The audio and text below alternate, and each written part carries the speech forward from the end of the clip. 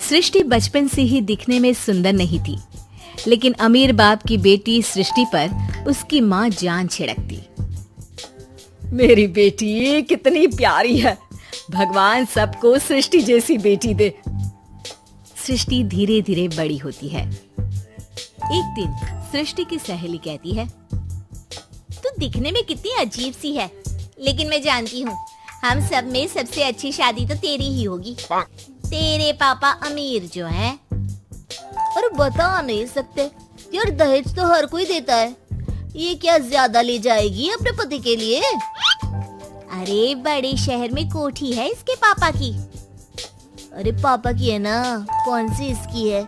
इसकी होती तब तो कोई भी लड़का इससे शादी कर लेता। अरे पापा की मतलब पापा की है तो मेरी ही है ना? किसने कहा? अब तेरी तो तब होगी ना जब तेरा भाई ना हो। वैसे भी शादी के बाद सारी प्रॉपर्टी भाई के नाम होती है। सृष्टि समझ जाती है कि उसे किसी भी हालत में माँ बाप की सारी प्रॉपर्टी को अपने नाम करना है, लेकिन कैसे? एक दिन सृष्टि का भाई शीनू कहता है, बहन क्या कर रही है? तुझसे एक बात करनी है। अरे हाँ करना, मैं तो तेरी बहन हूँ। बहन मेरी लाइफ में ना एक लड़की है, बहुत अच्छी है। मैं सोच रहा हूँ माँ और पापा से बात करूँ शादी के लिए।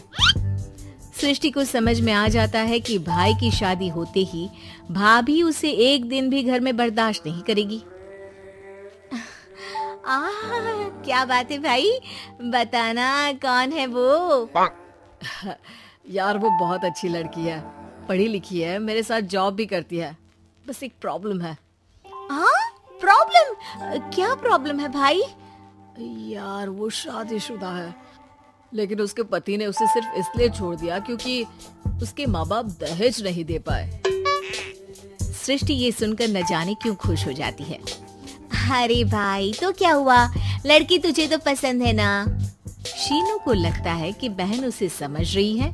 वो इस बात से अनजान होता है कि उसकी बहन की मंशा पूरा घर हड़पने की। अपनी माँ से कहती है, मम्मी मुझे तो बहुत चिंता है, पता है शीनू क्या कर रहा है?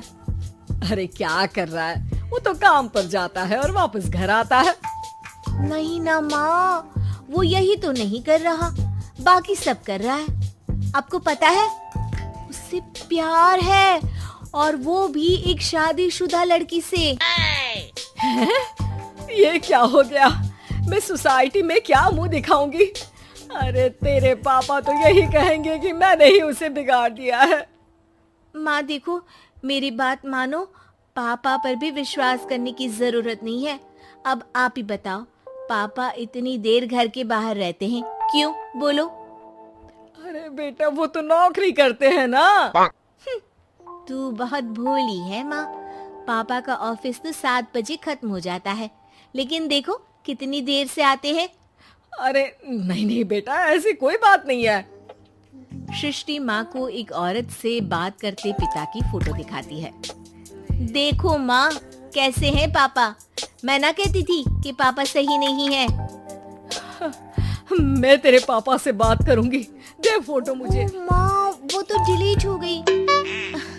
लेकिन चल, तूने तो देख लिया ना, पापा से बाद में बात कर लेना। और हाँ, मेरा नाम बिल्कुल मत लेना। हाँ माँ। अब क्या था, सृष्टि के माँ और पिता के बीच झगड़ा होना शुरू हो जाता है। सृष्टि के मन में क्या चल रहा था कोई नहीं जानता था। एक दिन, माँ सृष्टि के लिए एक लड़का देखा है, वो लोग शाम को उसे देखने आने वाले हैं। और हाँ माँ, एक खुशखबरी, मैं और पापा मिलकर एक नया बिजनेस ट्राई कर रहे हैं। शाम को लड़का आता है, सांवले रंग का। सृष्टि को तो बिल्कुल भी पसंद नहीं आता। लड़की की माँ कहती है, लड़की का चेहरा तो कोई खास नहीं, लेकिन अगर मेरे बेटे को आप लोग सेटल कर दें तो मैं उसकी शादी आपकी बेटी से करवा दूं। सृष्टि को लड़का बिल्कुल पसंद नहीं था। उसे भाई पर गुस्सा आ जाता है। लड़के वालों के जाने के बाद कहती है, माँ देखा शीनू मेरे लिए कैसा लड़का लेकर आया, न दिखाने लायक न सुनने लायक, सेटल भी नहीं, वो भी हम करे। अरे माँ जानती हूँ ये मेरी शादी किसी भी घर में क्यों करवाना चाहता है। अरे कैसी बात कर रही है बहन, तूने तो देखा ना, लड़के को मैंने ही मना कर दिया तुझसे शादी के लिए। जिसने लड़का बताया था उसने उसकी बहुत तारीफ की थी। बात आई गई हो जाती है, लेकिन सृष्टि का मन शांत नहीं होता। क्या करूँ कुछ समझ में नहीं आ रहा।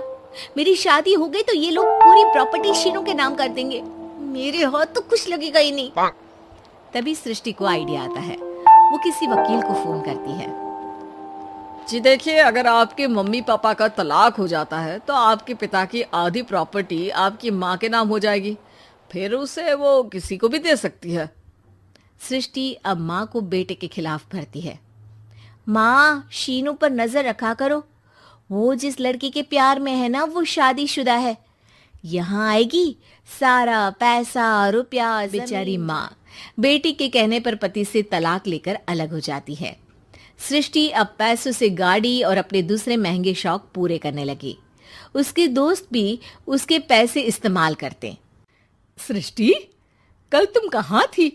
मैं सारा दिन घर पर अकेली थी। तो मैं क्या करूं? मैंने ठेका तो नहीं लिया है ना तुम्हें संभालने का। माँ को सृष्टि से ये उम्मीद नहीं थी।